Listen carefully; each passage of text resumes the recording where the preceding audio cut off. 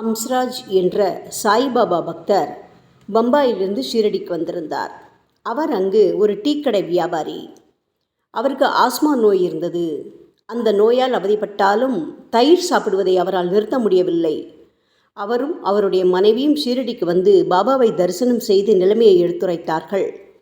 சாய்பாபாவும் ஹம்ஸ்ராஜிடம் தயிரை விட்டுவிடுங்கள் என்றார். ஆனால் அவரால் அது முடியவில்லை. அன்று நண்பகலில் அத்தம்பதியர் ஆரத்தியில் பங்கு கொள்ளப் போகும் நேரத்தில் சாய்பாபா ஒரு பூனை வடிவில் சென்று தயிரை கொட்டிவிட்டார். ஹம்ஸ்ராஜ் பூனை தயிரை குடிக்கச் செல்வதை பார்த்து கையில் இருந்த குச்சியால் அதனை அடித்தார். பிறகு மசூதிக்கு சென்றார் ஹம்ஸ்ராஜ்.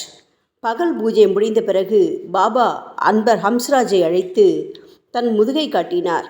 நீ தயிரை வெறுக்க வேண்டும் என்று நான் பூனையின் வடிவில் உன் வீட்டுக்கு வந்து தயிரை சாப்பிட்டேன்.